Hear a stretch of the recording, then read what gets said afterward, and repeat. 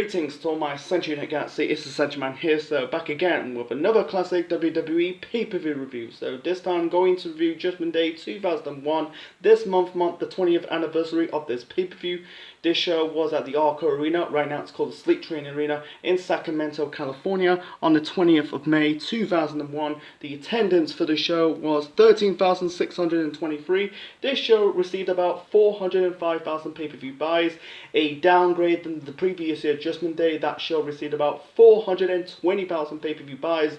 The main event of that show was The Rock vs Triple H in an Iron Man match for the World Wrestling Federation Championship, and also the return of The Undertaker, debuting with his American Badass gimmick. Anyway, the commentators for the show are Jane Ross and Paul Heyman. So the first match to kick off the show, we got William Regal, at the time was the WWF Commissioner, taking on Rikishi. This is Rikishi's first pay-per-view match back as a babyface because they're trying to push him as a heel, the one who run down Stone Cold Steve Austin. That didn't pan out very well. So, no build to this. So, basically, Regal want revenge on Rikishi because Rikishi gave Stephanie McMahon the stink face. So, anyway, so yeah, this is just a comedy match. You know, a standard match, nothing special. Regal bled in this match. So, basically, you had Rikishi smack Regal's head into the steel steps. Regal bled buckets. And before that, the start of the match, Rikishi was going to hit Regal with the stink face, but the referee for this match was Teddy Long, future SmackDown GM. Holla, holla, holla, player, stopping Rikishi performing the stink face, but minutes later, he hit the stink face onto Regal. It gave Regal that reaction, you know, that facial reaction of William Regal.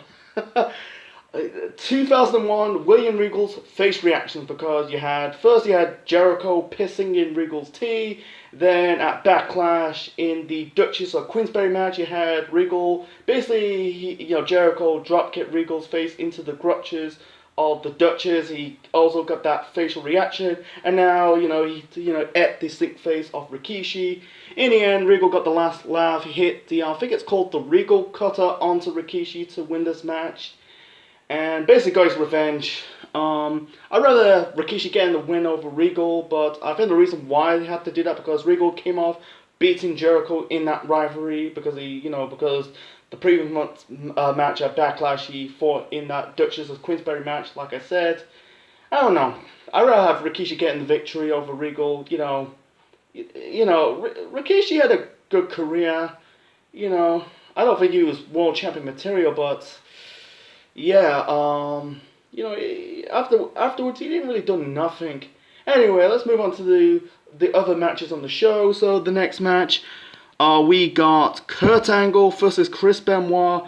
This is a 2 out of 3 pinfall match. I covered a lot of Kurt Angle, Chris Benoit matches in 2001 because they fought at WrestleMania. They fought at the previous month's pay-per-view, that's Backlash, in I think it was an Ultimate Submission Iron Man match. So, yeah, Angle won the first match at WrestleMania, Benoit won the second match in that Submission Iron Man match at Backlash. So, this is the final match of the rivalry. And, the build-up to this, you had basically Benoit stole Kurt Angle's medals and place it down his tights in his crotch. And then, I think it's on a SmackDown, Angle really pulled down, reach Benoit's tights, grabbed the gold medals. I think he kissed it, he got that facial reaction because, ew, man, right in his, ball sack, when he placed down the medals, he said it in his promo in this match. Yeah, that's the build-up. It was a bit funny. Anyway, this is confusing to me. I think this is the weakest match in that feud in 2001. This is confusing. This is not like a normal 2 out of 3 pinfall match. This is more like a 3 stages of hell match. Because they had speculations of matches, not speculation, but match types. I'm trying to say. In that match, because the difference is, 2 out of pinfalls match is basically it's just a normal match, You know, you win the first match. If you win twice, you win the win. But if it goes down to the winner, it goes down to the final four. You know, but this is a 3-stage in hell match. You know, why could you call it a 3-stage in hell match? You know, it's a bit really. This is a nitpick for me. Anyway, so the first fall, this is a normal one-on-one match. Benoit scored the first pinfall after hitting Angle with his own move. He hit Angle with the Angle Slam. And then the second pinfall was a submission match. You know, continue what they did at Backlash in that Iron Man submission match. Angle scored the second pin. It wasn't a pinfall. He scored the second fall. You know, it made Benoit tap out with the ankle lock. They did some experiment submission holds, and not just at the match at Backlash, but in this match, you know, you had they had Benoit locking Angle with the figure 4 leg lock, you know, cross arm breakers, you know. I understand why they have to do that, because if they end up using, you know, locking each other with cripple crossface and ankle locks, it just like ruin the impact of their submission holds. You know, I'm talking about that match at Backlash. You know, I'm glad they like keep it different. You know, and yeah, Angle and Benoit, they had really good chemistry. You know. Anyway, so it was 1-1 in this match. So the final pinfall, actually the final four, man, it wasn't a pinfall, but the final four is a ladder match. So the ladder match for Kurt Angle's gold medals. Not the best ladder match in pro wrestling history. It was okay. It was fun for what it is. In the end, you had Edge and Christian helping Angle to win this match. Angle got his gold medals back, and this isn't the last time we see Benoit on this show. And really, yeah, they're in cahoots. I don't think they're not really necessarily in cahoots. You know, they got mutual respect between Angle, Edge, and Christian, because they did a segment. I think it was on SmackDown. They were dressed all like hillbillies. You know.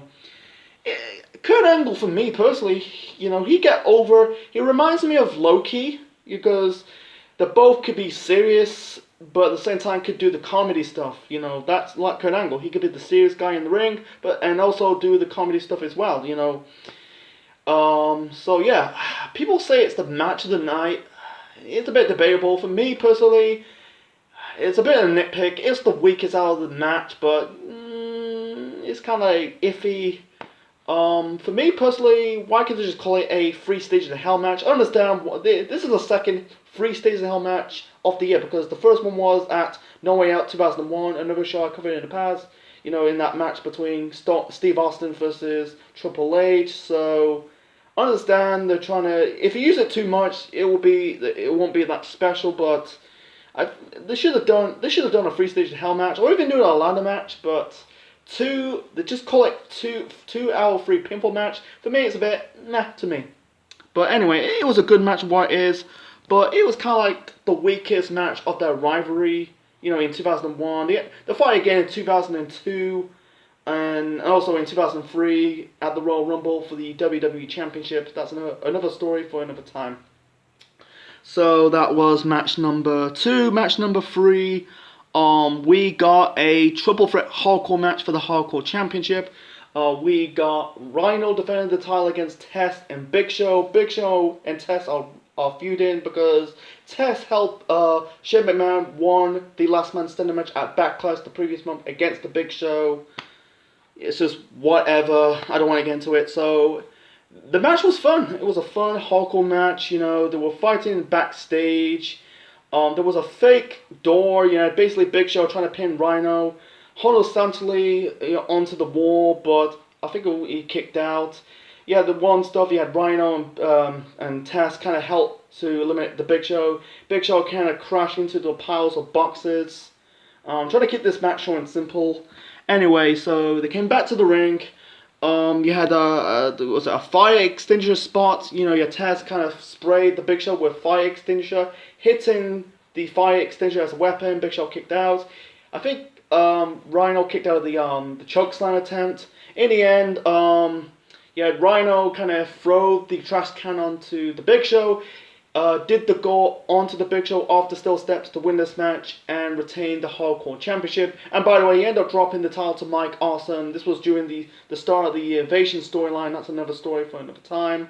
So yeah, this was a good fun triple threat match. I think this is a third place. Because like I like the triple threat match at WrestleMania 17. The hardcore triple threat match between Raven, Big Show, Kane.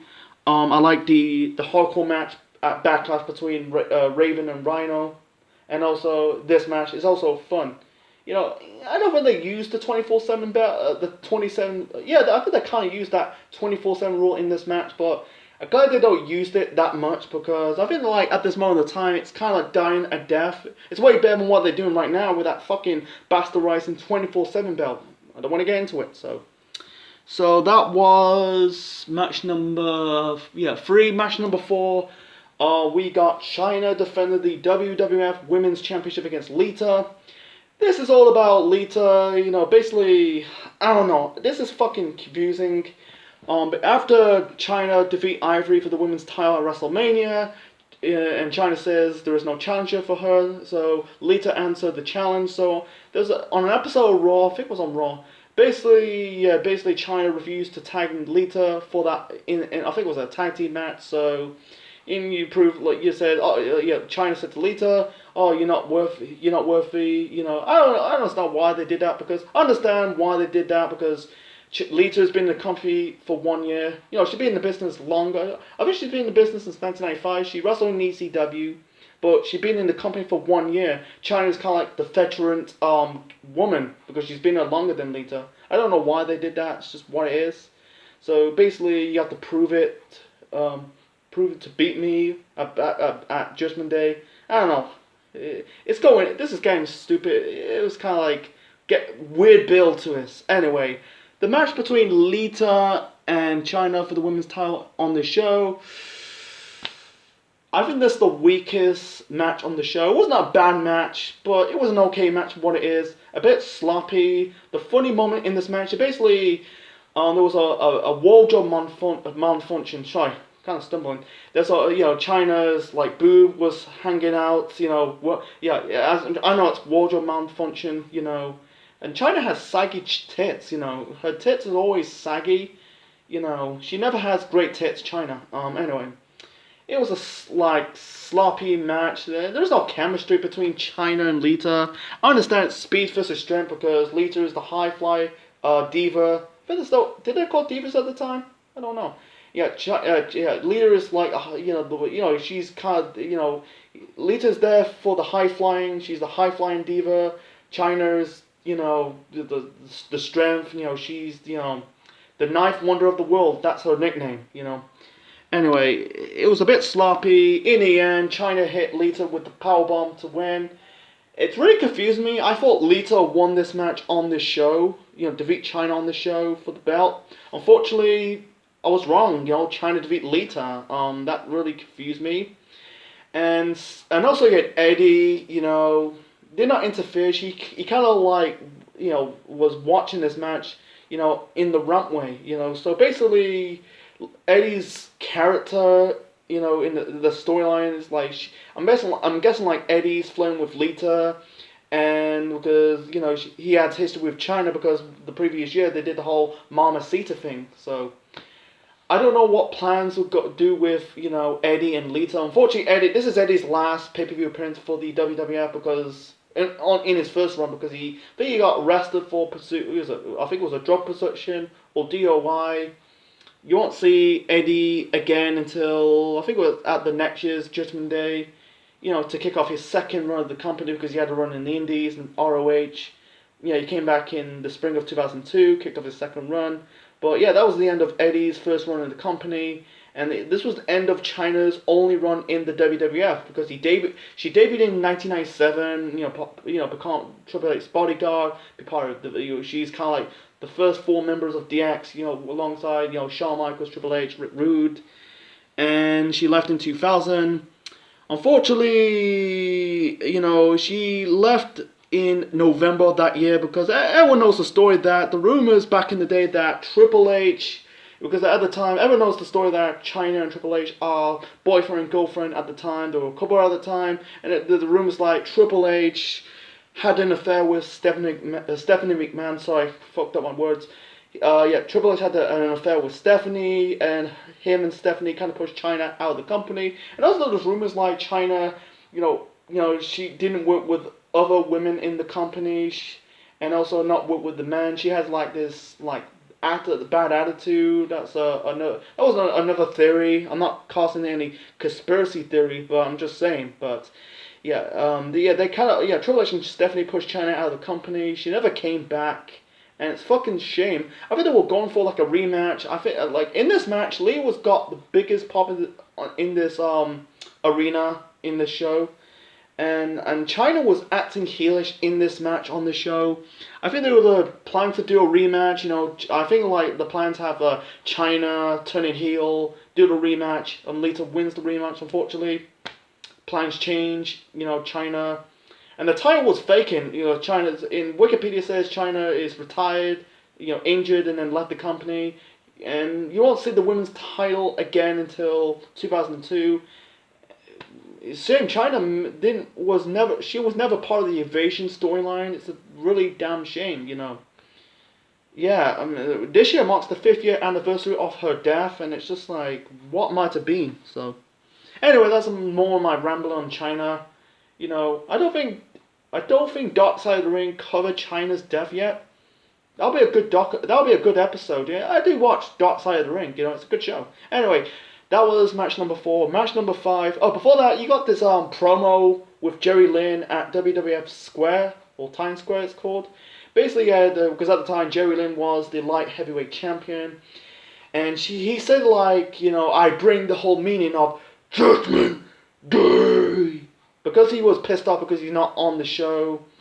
And the light heavyweight championship in WWF at the time was a joke. They're not really taking it seriously. But I don't know, they're trying to make it like it's the answer to WCW's Cruiserweight at the time. Unfortunately, that belt never caught fire. I checked the research on that title. They had future world champions like Krishna went on to win the title, same as Jeff Hardy, but yeah, it was not taking it seriously. It's not really it's a secondary championship. It's not on the level like the WWF title, the IC title. I'm talking about singles belts, the European title and the Hardcore title. It's just basically not a crappy title, but just like a secondary title, like I said. So anyway, match number 5, we got Triple H defending the Intercontinental Championship against Kane, and this match is a chain match. So here's the backstory. At Backlash in the main event, Triple H and Austin, the two-man power trip, defeat the Brothers of Destruction, dies The Undertaker and Kane, and become the World Wrestling Federation Tag Team Champions. Because at the time Austin is the WWF Champion and Triple H is the Intercontinental Champion. So. And also, the build-up to this, you had basically Triple H and Austin beat down, injured Kane's arm even more. In the video package scene, you had Kane's arm very bruised. So, and, this is, because this show is proving, like, instead of, like, doing a rematch for the tag team titles, Austin and Triple H end up facing both brothers in separate singles matches. You had, Triple H versus Kane in the Chains match, and Austin versus The Undertaker in the main event. We'll get to the main event later on the show. Anyway, so this match, the chain match, it was a good match. It was a fucking good match. I thought it was a strap match. You have to touch all 4 corners, with the fucking lights, the green and red lights. If someone take like a bump, you have to start all over again. I don't like that, but no, this was a fucking fight. Triple H bled in this match. Kane, Triple H bumped his ass off in this match. It made Kane like $1 million. In my opinion, I say match of the night, but I don't think so. But it was a fun match to watch. The books like in some books of the match, you had basically Triple H working on the arm of Kane, trying to keep it short, to keep this match short and simple. Trying to move on to talk about other matches on the show. In the end, Austin came to the ring, trying to hit Kane with the chair, but instead he accidentally hit Triple H in the head instead. Kane pins Triple H to win this match and become the Intercontinental Champion. And he's already a Triple Crown champion because he won the WWF title in 1998. That was Kane's first title, Glenn Jacobs' first title in the company. And then he became a tag team champion with X-Pac, maybe Big Show, and now with The Undertaker. It's not, this is a bit of a sign up here. So yeah, it's the biggest win for Kane. It's a shame for Kane. Kane had a great 2000, not a great 2001, but he had a good 2001 because he had a solid performance at the Royal Rumble match. Yeah, he won the Hardcore title at WrestleMania. Yeah, won the tag team titles with his brother The Undertaker in kayfabe. Undertaker and Kane are kayfabe brothers. And also now he's won the IC title on this show. Yeah, I'll get to the potential breakup between the two-man power trip. It was a good win. Triple H made Kane $1 million, bumped his ass off in this match. So let's move on to the next match. So the next match, this is a tag team turmoil match. Winner phase the two-man power trip for the WWF Tag Team Championships. That'll be next time on Raw. And the reason why they're not, the tag team titles are not defended on the show because Triple H and Austin are in separate matches. That's the reason why the tag team titles are not on the line on the show. So they're doing this match, to make new #1 contenders to face the two-man power trip on the next night on Raw. Anyway, so the competitors in this tag team I can't get my words out. The tag team turmoil match, we got the Dudleys, the Hardys, Edge and Christian. The Radicals, that is Perry Saturn and Dean Malenko, sorry. Yeah, Perry Saturn and Dean Malenko and X Factor. And also the APA as well. So this is a 6-man tag team turmoil match. So the first two kicked off, the first tag team to kick off this match were the APA, Bradshaw and Farouk taking on the Radicals, that is Dean Malenko and Perry Saturn. The APA eliminated both the Radicals and the Dudleys. First off, you got Farouk hitting Malenko with a spine buster to eliminate the Radicals, and then the Dudleys. I thought the Dudleys would win. They're getting over. They got that good reaction. The fans chanted, "We want tables." Unfortunately, you got the Harleys who were not in this match. Cast the Dudleys a shot at the tag team titles. That's the Harleys, that is Hardcore Harley and Crash Harley. And you had Hardcore Harley hit Devon, putting through the table with the Alabama Slam. Bradshaw hit, Bubba Ray with the clothesline in hell. So, the APA eliminate the Dudleys, and then the next competitors were X Factor, that is X-Pac, Just Incredible, and Albert, I don't know, X Factor, man. This is head cheese booking. I don't want to get into it. It's give something to do because TNA was officially gone at this moment because Trish doing her own thing, Tess doing her own thing. So anyway, you had Albert helped Credible and X-Pac eliminate the APA, and then they went on to eliminate the Hardys. Just Incredible hits Matt Hardy with the super kick. Because Jeff was going for the Swanton Bomb, hit like a high flying move onto Albert. So anyway, it's a damn shame. And also the crowd kind of died a little bit when the Dudleys got eliminated. Crowd died. They kind of cheered a little bit, and when the Hardys got that reaction again, the crowd died again. Anyway, so the next competitor was Chris Jericho and Chris Benoit, the two Chris's. They eliminated X Factor. Jericho locking. I think it was X-Pac with Walls of Jericho. Benoit locked. Just Incredible. No, I think it was Jericho locked it. Tapped Credible with the Walls of Jericho, and Benoit locked X-Pac with the triple crossface. I'm getting a little confused. So the final two were the two Chris's, Benoit and Jericho versus Edge and Christian. And there were, in the end, you had Edge and Christian. They were about to do like a Conchento spot. Jericho and Benoit trying to do a Conchento shot on Christian. Edge stopped him, and then Edge and Christian was about to hit the Conchento onto, I think it was on Jericho, but he got stopped by Benoit. Benoit locking the cripple crossface onto Christian. He tapped out, and the both Chris's are now the #1 contenders for the tag team championship. The champions. That is the two-man power trip. I'll get to that main event a little bit shortly. Need a drink of water, man. I'm kind of stumbling. And also it's a good one for Benoit because Benoit did double duty on the show. He fought Angle in the 2 out of 3 pinfall match, and now he compete in that tag team turmoil match. So basically, Benoit got his last laugh because Edge and Christian cost him that match against Angle earlier on the show. So yeah, Benoit got his last laugh. That was a good decision. So moving on to the main event. The main event, we got The Undertaker. Austin versus The Undertaker for the WWF Championship. This is a no-holds-barred match. Basically, it was added to the last minute because early on the show, basically had Undertaker friend William Regal and made this match a no-holds-barred match. And then later on the show, you had Regal going to Austin's dressing room. He got scared, and Austin said, "Okay." And also the build-up to this is basically Austin made this horrible rumor about Undertaker's wife Sarah because she got involved in a car crash, her face is mangled, but instead Austin made the whole thing up, and that made Undertaker got pissed off. And anyway, the match between Undertaker versus Austin, no holds barred match on this show, it was okay, it wasn't their best match. The best match out of the two best matches in that rivalry between 1998 and 2002 has to be the match at the Highway to Hell match at SummerSlam 98, and also the First Blood match at Fully Loaded 1999, End of an Era. I covered that show last year. Go and check it out. Anyway, so it was an okay match, but this is way overbooked. Typical Austin spot with Undertaker. Working on the leg of the Undertaker. Undertaker bled.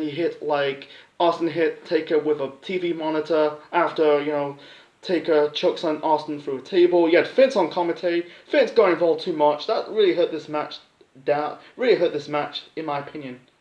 Anyway, so in the end, Triple H managed to help Austin win this match. Basically hit Undertaker with a sledgehammer. Kane was trying to go into the ring, but instead Austin pinned Taker. Referee did the 3 count, and Austin retained the WWF Championship.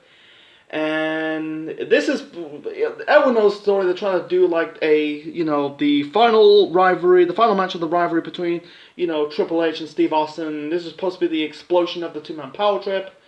Unfortunately, that's not the case. Because the next night on Raw, I think it was in the main event of the Raw after Judgment Day, it was the tag team title match between the 2-man power trip. They were never officially called the 2-man power trip, but yeah, you had Triple H and Austin defended the tag team titles against Chris Jericho and Chris Benoit. Triple H torn his quad the next night on Raw, and that kind of blow up their potential final battle between Austin and Triple H. I think there were plans to do it in 2002. Unfortunately, Austin walked out of the company the next year, so it's a damn fucking shame. And he missed the whole ball. Really, he missed the whole rest of the evasion angle because everyone knows that Triple H is going to be a babyface, turn babyface, face Austin. I don't know. I don't want to get into it. It's a damn shame. That'll be a good blow off to the rivalry. Unfortunately, that's not the case. So Triple H returned. He said in interviews that Dots are telling that he will never wrestle ever again, but instead he came back the first Raw of 2002. I think it was at Times Square. He went on to win the Royal Rumble a month later in 2002, and then at WrestleMania 18 defeat Jericho for the Undisputed Championship, and the rest is history. So yeah, this was just an overbooked main event, nothing special. I think compared to the two main events between Backlash and this show, I like the Backlash match way better than this match. The tag team match at Backlash is way better than Austin versus Taker on the show. Like I said, overbooked. Yeah, it was overbooked, the main event, but it was fun. It was better in my viewership. But anyway, so let's get to the final rating. So my final rating for Judgment Day 2001, I'm going to give it a 7 out of 10. This was a decent show. No bad on the show, just okay matches like the opener between Regal versus Rikishi and the women's title match between Chyna and Lita. Besides that, you had some good matches, decent matches like Angle versus Benoit. I like the tag team title match. That was good. What it is. Kane versus Triple H, the chain match for the IC title, that was good. Back and forth, whether I put the main event between Austin and Taker, it okay or good, but it was slightly okay for what it is. This is a decent match to watch, so I hope you enjoyed my review of Judgment Day 2001. Leave your thoughts in the comment section below, smash the like button, click the bell, subscribe to the Central Mind Network on YouTube for more wrestling videos, Marvel videos and more. Next time, 1 year ago, I reviewed 1x10 2005, the ECW tribute show, so let's review the following year's 1x10 show, 1x10 2006. The kickoff show to kick off ECW WWE. That'll be in 2 weeks' time. This is the Central Man officially signing out. Check you later.